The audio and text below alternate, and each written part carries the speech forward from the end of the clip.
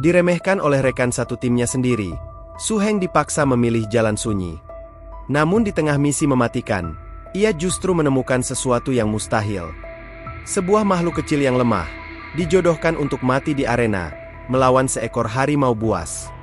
Saat semua orang menertawakannya, Su Heng justru melihat sebuah legenda tersembunyi di balik wujudnya yang menyedihkan. Dengan kecerdasan dan pengetahuannya dari manual naga kuno, Su Heng berhasil mengubah nasibnya dari nol. Namun, semakin tinggi pohon menjulang, semakin kencang pula angin menerpa. Sebuah rahasia besar kini ia simpan, dan sebuah ujian baru yang jauh lebih berbahaya telah menantinya. Di part sebelumnya, kita melihat bagaimana Su Heng hampir terpojok. Tunjangan bulanannya habis untuk memberi makan naga birunya, membuatnya harus memutar otak untuk bertahan hidup. Berbekal manual naga kuno, ia menemukan resep ramuan legendaris, lemak hitam pekat, yang bernilai jutaan. Dengan cerdik, ia berhasil membuatnya dan menjualnya secara rahasia, mengubah krisis menjadi keuntungan besar. Tapi langkah berani ini membawa risiko yang sepadan. Jika rahasianya terbongkar, ia bisa menarik perhatian pihak-pihak yang tidak diinginkan. Dan kini, dengan sumber daya baru di tangannya, Su Heng melangkah ke babak berikutnya. Terpilih untuk mewakili kastil dalam duel 6 wilayah. Namun, ujian pertamanya bukanlah monster buas, melainkan rekan satu timnya sendiri. Mari kita gaskan. Kini, terlihat bangunan di mana lokasi Su Heng dan timnya yang akan mengikuti kompetisi 6 tempat berkumpul saling bertemu. Di sebuah ruangan megah, 4 orang anggota tim yang akan mewakili kastil Black Lantern telah berkumpul. Mereka semua sedang menantikan kedatangan anggota terakhir tim mereka, Su Heng. Di tengah penantian itu, pembicaraan pun beralih pada sosok yang ditunggu-tunggu. Seorang pria berambut abu-abu panjang, yang bernama Wang Sun, mulai angkat bicara. Ia mengaku pernah berlatih bersama Su Heng, dan saat itu, ia menganggap Su Heng sebagai orang biasa tanpa bakat sama sekali. Karena itulah, ia terkejut saat mendengar Su Heng justru diangkat menjadi murid pribadi sang penguasa kastil, dan menganggapnya hanya sebagai sebuah keberuntungan besar. Di seberangnya, seorang pria bernama Luo Chong menanggapi dengan geram.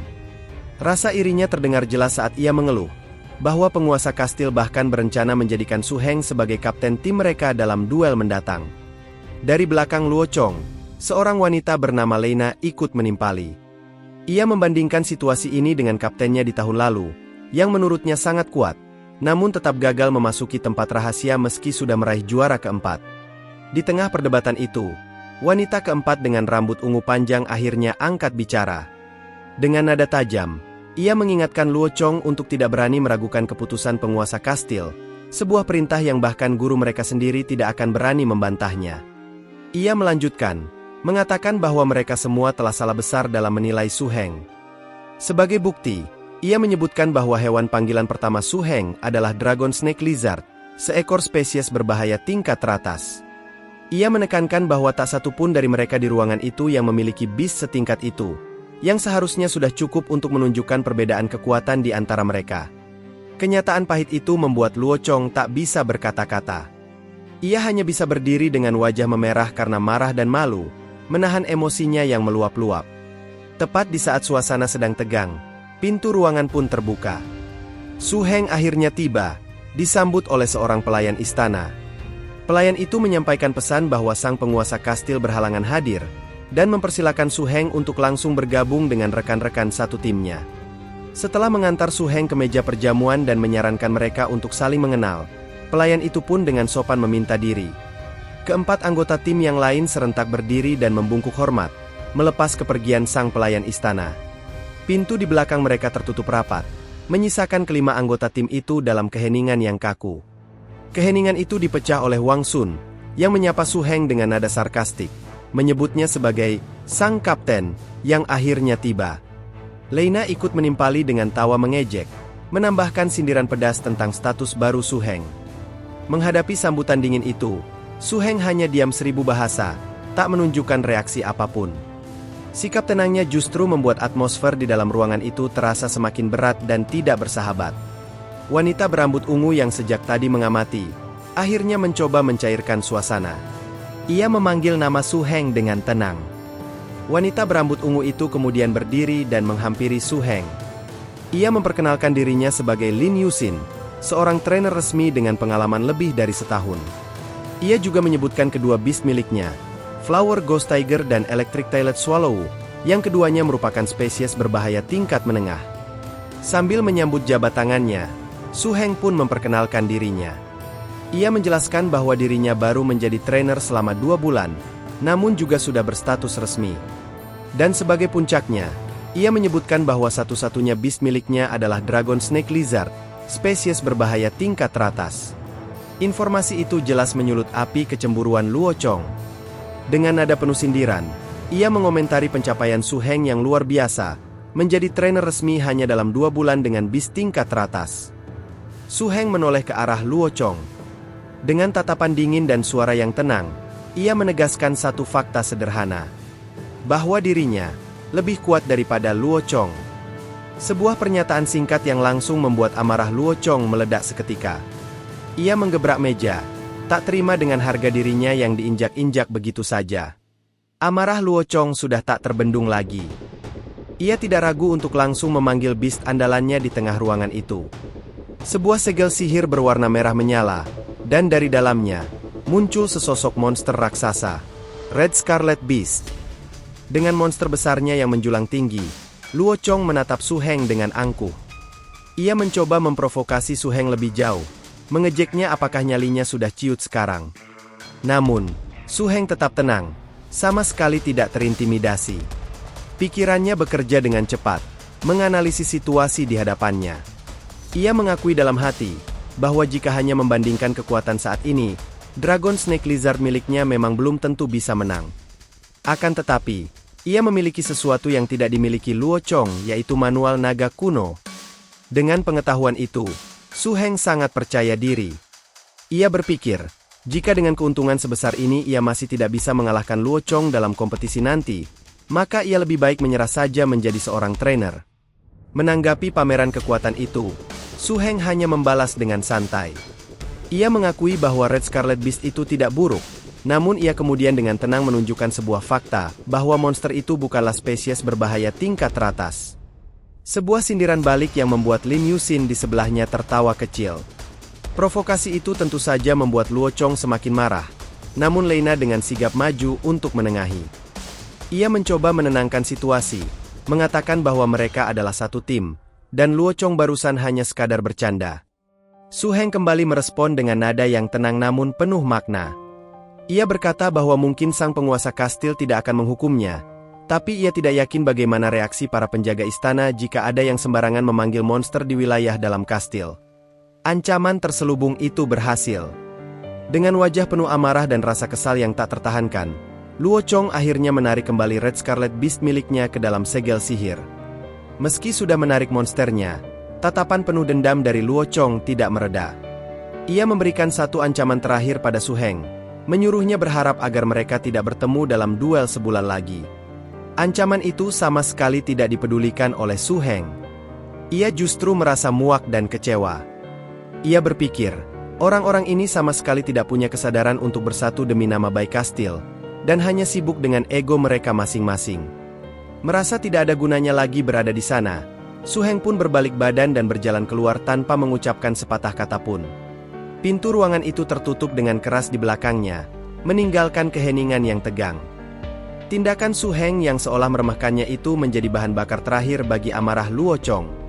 Ditinggal begitu saja, ia hanya bisa berdiri di sana dengan tangan terkepal, bersumpah dalam hati bahwa ini belum berakhir dan ia akan membalasnya di masa depan.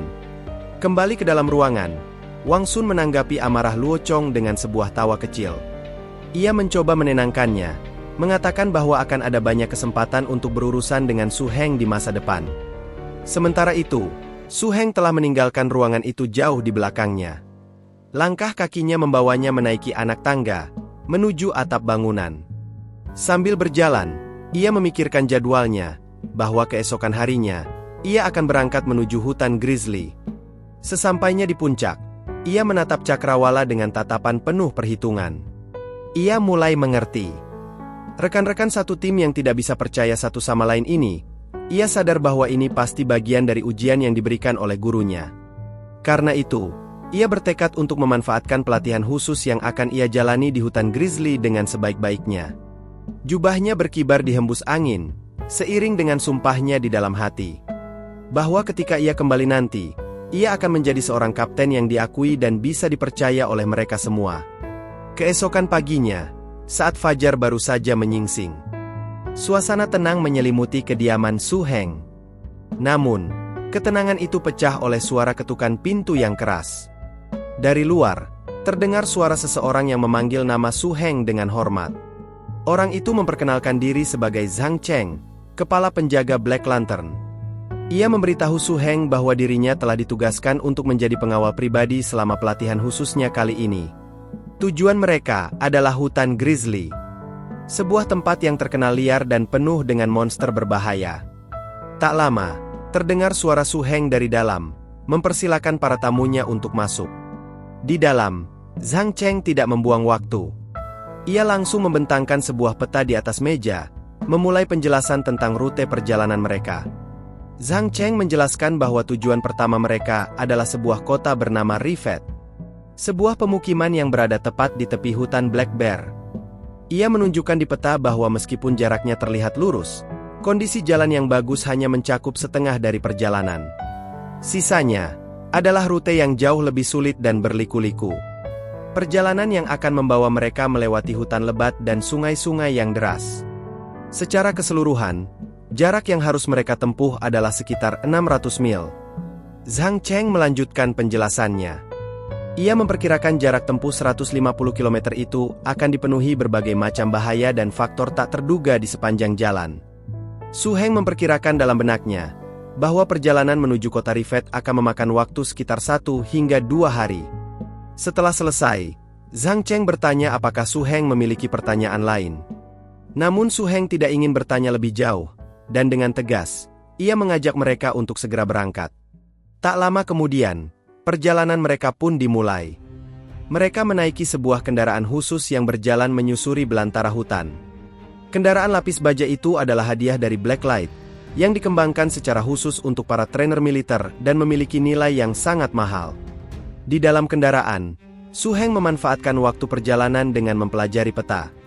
Ia kini mengerti bahwa markas Black Lantern, kota Rivet, dan hutan grizzly, semuanya berada di dalam sebuah wilayah luas yang dikenal sebagai Padang Gurun Grey. Wilayah itu dipenuhi lusinan pemukiman berbagai ukuran, dan bahkan lebih banyak lagi kamp-kamp pengasingan yang tersebar di alam liar. Menjelang malam, perjalanan mereka hari itu berakhir. Kendaraan lapis baja itu berhenti tepat di depan gerbang sebuah benteng pemukiman. Zhang Cheng memberitahu Su Heng bahwa mereka telah tiba di pos Chang Naim. Ia menjelaskan bahwa mereka akan beristirahat di sana untuk malam ini, sementara ia mengurus administrasi kedatangan mereka. Su Heng pun menyetujuinya dengan tenang. Tak lama, sebuah suara terdengar dari pengeras suara di atas menara penjaga. Seorang pria yang memperkenalkan diri sebagai Andrew, wakil perwira balai kota, meminta konfirmasi identitas mereka. Ia bertanya, apakah mereka adalah regu penjaga yang berasal dari kastil Black Lantern. Melalui alat komunikasi, Zhang Cheng membalas panggilan itu. Ia mengonfirmasi identitasnya sebagai pemimpin kelompok taktis kelima dari regu pertama penjaga Black Lantern, dan meminta izin untuk masuk. Dari seberang, suara Andrew kembali terdengar, meminta mereka untuk menyebutkan kode sandi terbaru sebagai prosedur keamanan. Zhang Cheng pun menyebutkan kode sandi itu dengan jelas. Setelah hening sejenak, gerbang benteng yang besar dan kokoh itu mulai terbuka dengan perlahan, diiringi suara derit yang berat. Di baliknya, 3 orang prajurit penjaga telah berdiri siap menyambut. Pemimpin mereka melangkah maju dan memberi salam hangat pada Zhang Cheng, menghargai perjalanan jauh dan kerja keras mereka. Ia kemudian memerintahkan salah satu anak buahnya untuk mengantar kedua tamu penting itu ke tempat peristirahatan mereka. Zhang Cheng membalas sapaan itu dengan tak kalah ramah, menyebut Andrew sebagai teman lamanya. Ia kemudian menjelaskan bahwa dirinya sedang membawa seorang tamu terhormat dan meminta bantuannya untuk mengatur akomodasi. Andrew pun dengan senang hati mempersilakan mereka masuk lebih dalam ke dalam benteng. Di bawah langit malam, bangunan-bangunan kokoh di pemukiman itu tampak berdiri dengan tenang dan aman. Mereka kemudian dibawa ke sebuah gedung, di mana seorang pria dan tumpukan perbekalan telah menunggu. Zhang Cheng lalu secara resmi memperkenalkan Chen Han kepada Su Heng, menjelaskan bahwa pria itu akan menjadi asisten yang mengatur semua kebutuhannya selama di sana. Su Heng menerima bantuan itu dan mengucapkan terima kasih. Setelah semua urusan selesai, Su Heng pun memutuskan untuk mengeluarkan partnernya. Ia mengaktifkan segel sihir di tangannya, memanggil Dragon Snake Lizard miliknya.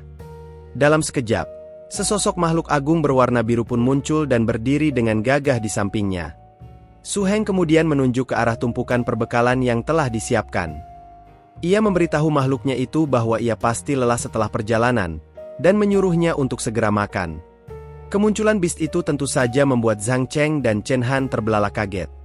Mereka berdiri mematung, mulut mereka ternganga tak percaya saat menatap makhluk di hadapan mereka.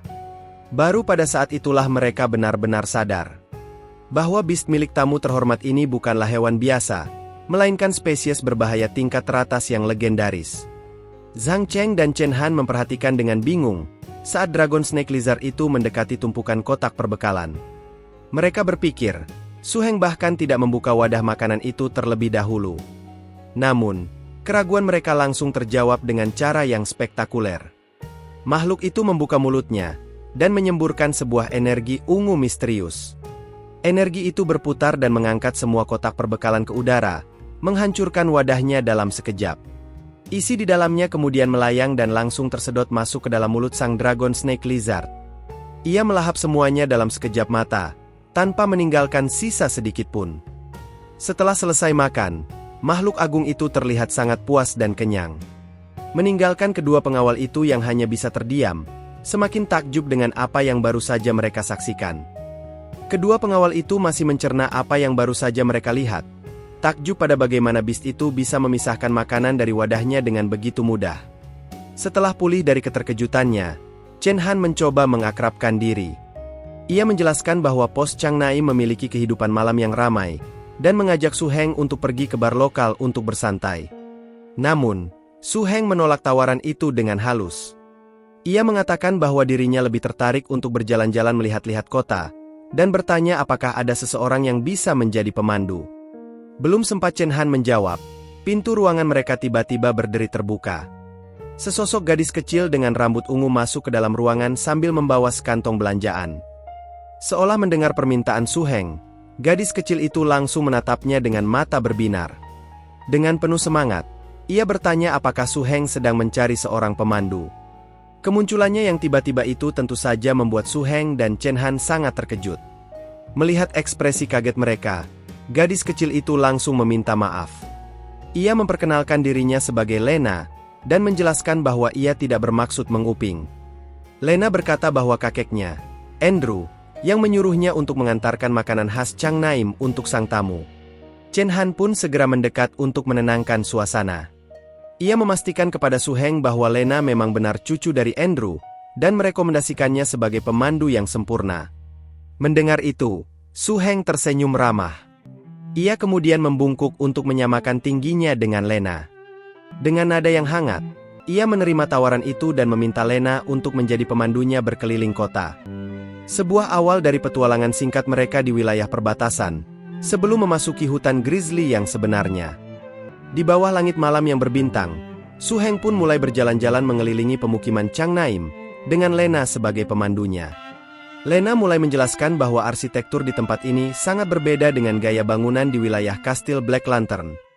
Ia menunjuk rumah-rumah dengan atap segitiga yang khas, dan menjelaskan bahwa menurut tradisi lokal, para penduduk suka mengecat bagian dalam rumah mereka dengan warna hitam atau coklat.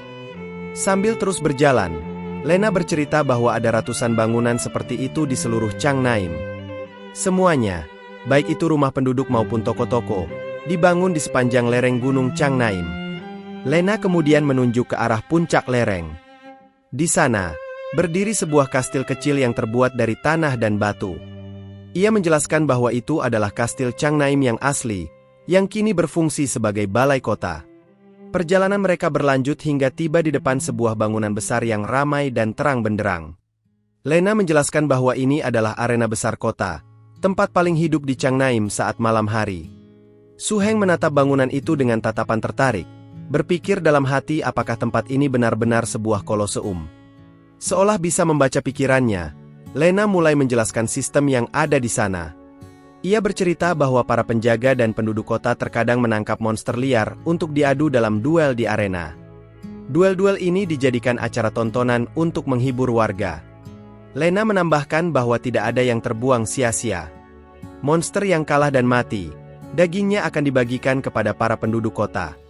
Sementara monster yang berhasil bertahan hidup, akan dilepaskan kembali ke alam liar. Lena kemudian menambahkan informasi menarik lainnya untuk meyakinkan Su Heng. Ia bercerita bahwa malam ini akan ada pertandingan spesial, menampilkan seekor monster misterius yang belum pernah dilihat warga, yang akan diadu melawan seekor harimau liar dewasa. Informasi itu langsung menarik perhatian Su Heng. Ia berpikir, meskipun harimau liar adalah monster biasa, keganasannya bisa menjadi bahan pelajaran yang berharga untuk melatih Dragon Snake Lizard miliknya. Melihat Su Heng tampak tertarik, Lena pun dengan antusias mengajaknya untuk masuk dan menonton. Su Heng tersenyum dan menyetujui ajakan pemandu kecilnya itu. Ia pun membeli 2 tiket masuk untuk mereka. Namun, wanita tua yang menjaga loket tiket justru menggoda Lena saat melihatnya datang bersama seorang pria tampan yang tidak ia kenali. Ia bertanya dengan jenaka apakah Su Heng adalah kekasih Lena, membuat gadis kecil itu tersipu malu. Wajah Lena langsung memerah karena malu. Sambil menyangkal godaan wanita tua itu, ia pun segera menarik Su Heng untuk bergegas masuk ke dalam arena, mencoba kabur dari situasi canggung tersebut. Di dalam, suasana Koloseum ternyata sangat ramai dan penuh sesak oleh para penonton. Yang mengejutkan Su Heng, banyak sekali orang yang menyapa Lena dengan akrab begitu mereka melihatnya, bahkan menawarinya tempat duduk. Lena membalas semua sapaan itu dengan ramah. Ia menjelaskan kepada mereka bahwa malam ini ia sedang menemani seorang tamu, dan menolak tawaran mereka dengan sopan. Melihat semua itu, Su Heng pun menyadari sesuatu. Gadis kecil yang menjadi pemandunya ini, ternyata adalah sosok yang sangat terkenal dan disukai di seluruh penjuru kota. Di tengah kerumunan, seorang pria parubaya menghampiri mereka dengan sapaan yang akrab. Pria yang dipanggil Paman Lat, itu bertanya pada Lena, apa yang membawanya ke arena malam ini. Lena pun menjawab dengan gaya bicaranya yang khas. Ia menjelaskan bahwa dirinya sedang menemani seorang tamu terhormat, dan meminta Paman Lat untuk menyiapkan tempat duduk terbaik untuknya. Dengan nada bercanda, ia mengancam akan melaporkan Paman Lat pada kakeknya jika permintaannya tidak dipenuhi. Ancaman main-main itu membuat Paman Lat tertawa, namun pandangannya kini beralih pada sosok pemuda di sebelah Lena. Ia menatap Su Heng dengan tatapan penuh rasa ingin tahu, mencoba menerka siapa sebenarnya tamu penting ini. Tak lama kemudian, matanya terpaku pada sesuatu. Sebuah cincin yang melingkar di jari Su Heng. Paman Lat langsung sadar itu adalah cincin Tamer, sebuah tanda bahwa pemuda di hadapannya adalah seorang Beastmaster. Penemuan itu langsung mengubah cara pandang Paman Lat. Ia sadar bahwa pemuda ini adalah orang penting yang tidak boleh diremehkan. Seketika, ekspresinya berubah menjadi penuh hormat saat ia menyambut Su Heng secara resmi di Koloseum Changnaim. Su Heng membalas sapaan itu dengan tak kalah ramah. Tepat pada saat itu, suara tiupan trompet yang menggelegar terdengar di seluruh penjuru arena. Pertunjukan akan segera dimulai. Para penonton pun langsung bersorak-sorai, menciptakan atmosfer yang sangat meriah. Di tengah arena, seorang wanita pembawa acara menyambut para penonton dengan penuh semangat. Ia mengumumkan bahwa pertarungan akan segera dimulai, mempersilakan semua orang untuk menikmati dan memasang taruhan mereka. Sebagai pembuka, ia memperkenalkan petarung pertama yang paling ditunggu-tunggu, harimau liar milik para penjaga kota. Pengumuman itu disambut dengan gemuruh sorak-sorai yang lebih kencang dari sebelumnya. Sang pembawa acara melanjutkan pengumumannya dengan lebih detail. Ia menjelaskan bahwa harimau liar ini memiliki panjang lebih dari 3 meter dengan berat lebih dari 600 kati, sesuai dengan yang diharapkan para penonton. Seolah mengerti bahwa dirinya sedang diperbincangkan, harimau di dalam kandang itu pun meraung dengan ganas. Matanya yang merah menyala dan taringnya yang tajam menunjukkan bahwa ia siap untuk bertarung. Di bangku penonton, beberapa orang mulai saling berbisik. Terdengar kabar bahwa harimau ini adalah hasil tangkapan dari pemburu terbaik Changnaim, Asaizi. Yang lain menimpali, memuji kondisi harimau yang sangat baik dan penuh dengan energi buas, membuatnya menjadi tontonan yang sangat dinantikan. Informasi itu membuat para penonton semakin tidak sabar. Teriakan-teriakan yang meminta pertarungan untuk segera dimulai pun terdengar dari segala penjuru. Lena, yang kini larut dalam euforia, ikut berteriak penuh semangat, tak mau ketinggalan memeriahkan suasana. Sang pembawa acara kembali bersuara, meminta perhatian semua orang. Ia berkata bahwa sudah saatnya untuk memperkenalkan sang penantang misterius malam ini. Namun, ia sendiri tampak kebingungan, dan mengakui bahwa dirinya belum pernah melihat makhluk aneh yang akan menjadi penantang kali ini. Sambil berharap makhluk itu bisa memberi kejutan, sebuah kotak kayu dilemparkan ke arahnya dari gerbang arena. Sang pembawa acara mencoba menangkapnya, namun gagal dan kotak itu pun jatuh dengan keras ke tanah. Brak! Kotak itu pecah berkeping-keping. Dan dari dalamnya, keluar sesosok makhluk kecil berwarna kuning. Jauh dari kata seram, makhluk yang tampak seperti seekor kucing gemuk itu justru terlihat pusing dengan bintang-bintang berputar di atas kepalanya.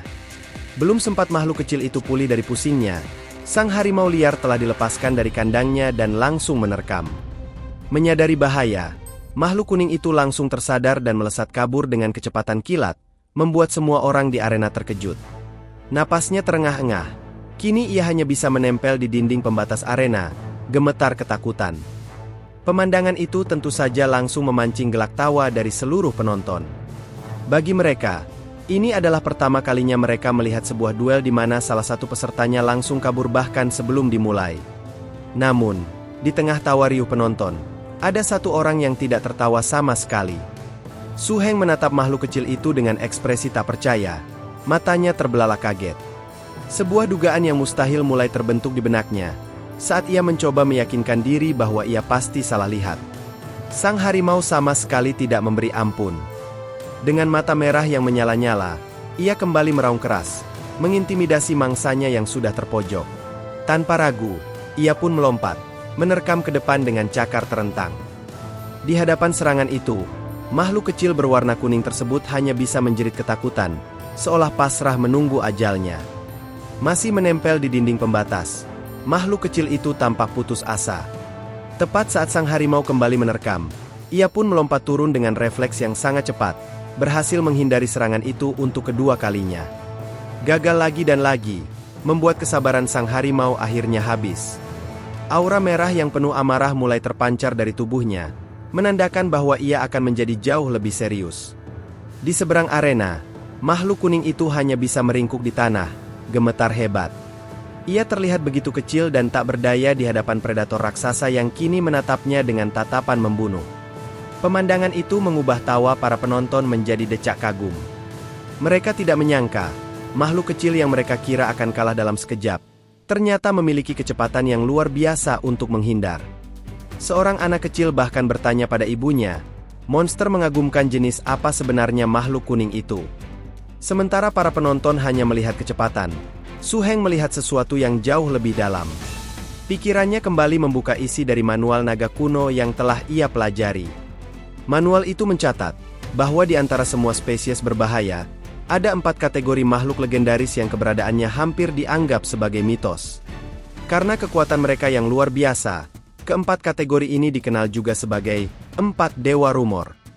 Mereka adalah Mystery Department, Miracle, Mitologi, dan Magic Department. Dan manual itu juga menyatakan bahwa makhluk dari salah satu dari 4 kategori ini sangatlah langka, bahkan sebuah negara pun belum tentu memilikinya. Sambil terus mengamati pergerakan di arena, semua potongan teka-teki di kepala Su Heng mulai menyatu. Kecepatan dan refleks menghindar seperti itu, ia yakin, tidak mungkin dimiliki oleh monster biasa. Ditambah dengan segel emas di dahinya dan bentuk tubuhnya yang unik, Su Heng sampai pada satu kesimpulan. Makhluk kecil ini pastilah salah satu dari 4 Dewa Rumor, seekor mystical beast treasure hunter. Ia teringat kembali pada penjelasan di manualnya. Treasure hunter adalah spesies tingkat teratas yang tidak agresif, namun memiliki kemampuan misterius yang sangat langka. Sesuai namanya, mereka terlahir dengan insting untuk mencari dan memakan harta karun, dan biasanya hanya ditemukan di reruntuhan kuno yang paling berbahaya. Su Heng tidak percaya bisa bertemu dengan makhluk legendaris seperti itu di tempat ini. Ia sadar ini adalah kesempatan emas yang tidak boleh ia sia-siakan. Dengan tatapan penuh tekad, Su Heng pun menoleh ke arah Lena dan bertanya, apakah ada cara baginya untuk bisa mengadopsi makhluk kecil itu. Mendengar pertanyaan Su Heng, Lena tampak sedikit ragu. Ia menjelaskan bahwa makhluk kecil itu adalah milik Paman Lat, sang pemilik Koloseum. Makhluk itu didapat setelah dijual oleh seorang pembuat teh, dan karena semua monster di arena adalah properti Paman Lat, situasinya menjadi rumit. Informasi itu sama sekali tidak menyurutkan niat Su Heng. Ia justru langsung meminta Lena untuk membawanya bertemu langsung dengan Paman Lat untuk bernegosiasi. Tak lama kemudian, mereka pun berada di dalam ruangan pribadi milik Paman Lat. Setelah mendengar permintaan Su Heng, Paman Lat menggelengkan kepalanya dengan berat hati. Ia berkata bahwa ia tidak bisa mengabulkan permintaan itu, meskipun Su Heng adalah teman Lena. Paman Lat kemudian mengingatkan mereka tentang aturan Koloseum yang tidak bisa diganggu-gugat. Sebuah pertarungan tidak bisa dihentikan, kecuali salah satu pihak terluka parah hingga kehilangan kemampuan bertarung, atau bahkan mati. Mendengar penjelasan itu, Lena tidak menyerah. Ia terus memohon sambil memegang lengan Paman Lat, mencoba meluluhkan hatinya. Namun, Paman Lat kembali menjelaskan dengan sabar, bahwa masalahnya bukanlah soal uang. Lena pun mencoba jalur lain. Ia mengatakan bahwa ia tahu makhluk kecil itu dibeli dengan harga yang sangat murah, dan sebagai gantinya, ia menawarkan 4.000 gram baja. Paman Lat tetap pada pendiriannya, menjelaskan bahwa ini adalah soal prinsip. Ia berkata bahwa secara turun-temurun, keluarganya tidak pernah melanggar aturan Koloseum. Masalah utamanya adalah taruhan yang sudah masuk dan tiket yang sudah terjual. Melihat negosiasi itu buntu, Su Heng akhirnya ikut angkat bicara. Dengan nada tenang, ia mencoba taktik yang berbeda. Ia berkata pada Paman Lat, bahwa setahunya, makhluk kecil itu bukanlah spesies yang langka. Kemudian ia mempertanyakan, apakah Paman Lat benar-benar ingin mempertahankan monster yang tidak istimewa seperti itu. Taktik Su Heng tampaknya berhasil. Paman Lat ikut berpura-pura, dan berkata dengan ragu bahwa makhluk kecil itu memang bukan spesies langka. Ia pun balik bertanya, apakah Su Heng benar-benar yakin ingin memelihara monster yang biasa-biasa saja? Su Heng menjelaskan bahwa Paman Lat salah paham. Ia menegaskan bahwa ia tidak ingin Paman Lat melanggar aturan, namun ia punya sebuah ide yang bisa menjadi jalan keluar bagi semua pihak. Tak lama kemudian, di tengah arena, sang pembawa acara membuat sebuah pengumuman yang mengejutkan. Ia memberitahu para penonton bahwa karena keadaan khusus, pertarungan mungkin harus dibatalkan. Sontak, pengumuman itu langsung disambut dengan amarah dan cemoohan dari para penonton. Mereka yang sudah membeli tiket dan memasang taruhan merasa ditipu. Bahkan ada yang berteriak agar Koloseum itu ditutup saja. Sang pembawa acara pun berusaha keras menenangkan kerumunan yang marah, meminta mereka untuk bersabar dan mendengarkan. Di tengah keributan itu, suara Paman Latlah yang akhirnya mengambil alih, terdengar dari pengeras suara. Ia meminta semua penonton untuk tenang dan mendengarkan. Sebagai permintaan maaf, ia mengumumkan bahwa semua tiket akan dikembalikan 3 kali lipat, dan semua uang taruhan akan dikembalikan penuh. Setelah berhasil menarik perhatian mereka, Paman Lat melanjutkan dengan pengumuman utamanya. Ia berjanji bahwa sebagai gantinya, Koloseum akan menyajikan sebuah duel yang jauh lebih luar biasa. Gerbang arena pun terbuka, dan dari dalamnya, sang penantang baru melangkah masuk. Dia adalah Su Heng. Kemunculan Su Heng langsung mengubah amarah penonton menjadi sorak-sorai yang gemuruh. Mereka tidak percaya dengan apa yang mereka lihat, sebuah pertarungan antara manusia melawan monster buas, duel yang sudah bertahun-tahun tidak pernah mereka saksikan lagi. Dengan penuh semangat, mereka mendesak Paman Lat untuk segera memulai pertarungan. Di dalam arena, sang harimau liar pun merasakan kehadiran lawan barunya. Ia mengalihkan keganasannya, kini menatap lekat pada sosok manusia yang berdiri dengan tenang di hadapannya. Tidak menunggu lama, sang harimau liar langsung menerjang maju. Dengan kecepatan penuh, ia melesat ke arah Su Heng, siap untuk menerkamnya. Melihat serangan mematikan itu, para penonton pun berteriak ngeri. Banyak dari mereka yang berpikir bahwa Su Heng akan tewas di tempat saat itu juga. Dari atas, Lena juga menatap dengan cemas dan penuh rasa panik, berharap Su Heng bisa selamat dari bahaya. Namun di tengah semua kepanikan itu, Su Heng justru berdiri dengan tenang. Tepat sebelum terkaman harimau itu tiba, ia mengangkat tangannya dengan penuh percaya diri. Segel sihir berwarna ungu menyala terang, saat ia memanggil partnernya untuk bertarung. Seketika, dari dalam segel sihir itu, muncullah sesosok naga biru yang agung. Ia mendarat tepat di antara Su Heng dan harimau, menghentikan terkaman sang predator buas itu di saat-saat terakhir. Pemandangan di hadapannya membuat sang harimau yang tadinya ganas langsung gemetar ketakutan. Aura buasnya lenyap seketika, dan kini ia hanya meringkuk di tanah seperti seekor anak kucing yang tak berdaya. Perubahan drastis itu sontak membuat seluruh penonton di Koloseum menjadi gempar. Mereka berteriak tak percaya, mengenali makhluk itu sebagai seekor naga legendaris, spesies berbahaya tingkat teratas. Banyak yang merasa sangat beruntung, mengatakan bahwa kedatangan mereka malam ini tidak sia-sia. Di tengah riuh rendah penonton, Su Heng hanya tersenyum dengan puas. Di tribun, Lena juga ikut bersorak dengan sekuat tenaga, meneriakkan nama Su Heng dengan penuh kekaguman. Malam itu, di arena Changnaim, sebuah legenda baru telah lahir. Di tribun kehormatan, Paman Lat hanya bisa menatap dengan wajah pucat sambil menyeka keringat dingin di dahinya. Ia berpikir, betapa mengerikannya seorang pemuda yang sudah memiliki spesies berbahaya di usianya yang masih sangat muda. Ia sangat bersyukur karena dirinya telah bersikap sopan pada Su Heng sejak awal. Sambil menepuk kepala Lena, ia juga berpikir bahwa gadis kecil itu kali ini benar-benar beruntung. Di bawah, pemandangan arena telah berubah total.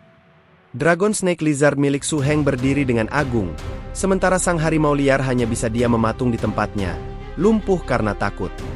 Melihat lawannya sudah kehilangan semangat bertarung, Su Heng memutuskan untuk mengakhiri semuanya. Dengan tatapan dingin, ia memberikan satu perintah singkat pada naganya, untuk melepaskan aura naga miliknya. Seketika, energi ungu yang dahsyat meledak dari tubuh sang naga, menyelimuti seluruh arena. Aura naga itu langsung menyebar, memberikan tekanan mental yang luar biasa pada sang harimau. Di bawah tatapan sang naga, predator buas itu gemetar hebat, seluruh keberaniannya lenyap tak bersisa. Hingga akhirnya, harimau itu melakukan sesuatu yang belum pernah terjadi sebelumnya di arena. Dengan cakarnya, ia mulai menggores lantai batu di bawahnya, menulis sebuah pesan yang berisi permohonan ampun, mengakui kesalahannya dan meminta agar nyawanya diampuni. Pemandangan seekor harimau liar yang menulis untuk memohon ampun itu tentu saja membuat Su Heng dan naganya tertegun. Mereka tidak menyangka bahwa intimidasi barusan akan menghasilkan penyerahan diri yang begitu total dan aneh. Namun, di tengah situasi yang absurd itu, ada satu pihak yang tidak membuang-buang waktu. Si Treasure Hunter kecil memanfaatkan momen saat semua orang teralihkan, dan langsung lari terbirit-birit, kabur dari arena dengan kecepatan penuh. Melihat si Treasure Hunter kabur, Su Heng langsung menganalisisnya. Ia berpikir, dilihat dari ukurannya, makhluk itu seharusnya masih dalam tahap bayi atau pertumbuhan awal. Memiliki kecepatan dan refleks secepat itu di usia sedini ini, ia semakin yakin bahwa makhluk itu memang layak disebut sebagai ras misterius. Sadar bahwa kesempatan ini tidak boleh lepas, Su Heng tidak membuang waktu. Ia langsung memerintahkan Dragon Snake Lizard miliknya untuk mengejar dan menangkap makhluk kecil itu. Mendapat perintah, sang naga langsung melesat terbang, menukik tajam ke arah targetnya. Di bawah, si Treasure Hunter hanya bisa berlari semakin kencang, sambil terus menjerit ketakutan. Namun kecepatannya tidak sebanding dengan sang naga, yang kini berada tepat di atasnya, siap untuk menyergap. Melihat targetnya yang licin, Su Heng tidak menyerah. Ia memberikan perintah baru pada naganya, menyuruhnya menggunakan jurus tahap kedua, Enlightenment Accelerator. Seketika, dada sang naga mulai bersinar merah, mengumpulkan energi untuk serangan berikutnya. Dengan satu ledakan kekuatan, naga itu melesat maju dengan kecepatan yang jauh lebih tinggi dari sebelumnya. Dalam sekejap mata, ia sudah berada tepat di belakang si Treasure Hunter. Cakarnya terulur, siap untuk menangkap mangsanya yang kecil itu. Namun, di luar dugaan, tepat di saat-saat terakhir, si makhluk kuning melompat ke samping dengan gesit. Cakar sang naga hanya menghantam lantai batu, gagal menangkap targetnya dengan selisih yang sangat tipis. Gagal dengan kecepatan, Su Heng pun beralih ke taktik lain. Ia kembali memerintahkan naganya, kali ini untuk menggunakan jurus tahap kedua yang lain. Shock! Seketika, Dragon Snake Lizard itu melepaskan seluruh energinya. Aura ungu yang sangat dahsyat meledak dari tubuhnya, menciptakan pilar energi raksasa yang menjulang tinggi hingga menembus atap Koloseum. Pemandangan itu membuat seluruh penonton gemetar ketakutan. Mereka berbisik ngeri, bertanya-tanya apakah ini kekuatan sesungguhnya dari seorang trainer, dan membayangkan bagaimana kekuatan sebesar itu bisa memusnahkan seluruh pasukan penjaga kota. Di hadapan ledakan energi yang begitu masif, si Treasure Hunter kecil akhirnya tak berkutik. Seluruh keberaniannya untuk lari telah hilang. Ia hanya bisa terduduk diam di tempatnya, menangis pasrah, lumpuh total oleh rasa takut. Kali ini, tidak ada lagi perlawanan. Dragon Snake Lizard itu dengan mudah menangkap si Treasure Hunter yang sudah lumpuh ketakutan, dan membawanya ke hadapan Su Heng. Sambil memegang makhluk kecil yang gemetar itu, Su Heng berbicara dengan nada sedikit mengejek, bertanya apakah sekarang ia masih bisa berlari lagi. Si Treasure Hunter hanya bisa tertunduk lesu, pasrah dalam genggamannya. Adegan pun kembali ke ruangan pribadi Paman Lat. Paman Lat tidak bisa berhenti memuji Su Heng, mengatakan bahwa ini pertama kalinya ia melihat seorang master semuda itu mampu mengendalikan spesies berbahaya dengan begitu hebat. Namun, Su Heng justru memasang ekspresi pura-pura bingung.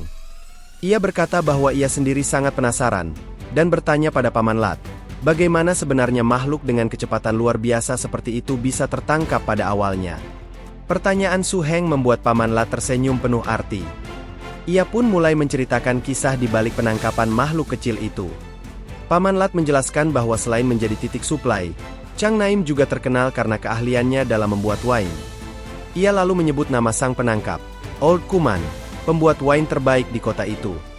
Cerita berlanjut, di mana ternyata makhluk kecil itu sudah 3 kali menyelinap masuk ke gudang wine milik Old Kuman. Ia bahkan merusak beberapa tong wine berusia 30 tahun yang seharusnya menjadi persembahan untuk penguasa kastil. Kesal dengan ulah si pencuri, Old Kuman dan muridnya pun berjaga selama 7 hari untuk menangkapnya. Mereka sudah hampir menyerah, namun pada akhirnya, mereka menemukan sang pelaku. Tertidur pulas di dalam tong wine yang rusak, mabuk berat karena meminum semua isinya. Paman Lat pun mengakhiri ceritanya, menjelaskan bahwa Old Kuman yang kesal akhirnya menjual makhluk itu kepadanya. Itulah kisah bagaimana Treasure Hunter yang legendaris bisa berakhir di Koloseum Chang Naim. Mendengar cerita itu, Su Heng hanya bisa terdiam. Ia berpikir, tidak heran makhluk sekelas Treasure Hunter bisa tertangkap. Meskipun terlahir dengan insting untuk melindungi diri, ternyata ia punya satu kelemahan fatal, yaitu terlalu ceroboh hingga bisa mabuk. Malam pun semakin larut, dan Su Heng mengantar Lena kembali ke kediamannya. Lena berkata bahwa ia sangat senang bisa menemani tamu yang menarik seperti Su Heng. Karena ia dengar Su Heng akan melanjutkan perjalanan esok hari, ia pun menyarankannya untuk beristirahat lebih awal. Su Heng tersenyum, dan berjanji akan membawakan oleh-oleh menarik untuknya saat ia kembali nanti. Kembali ke dalam kamarnya, Su Heng meletakkan sangkar berisi si Treasure Hunter di atas meja.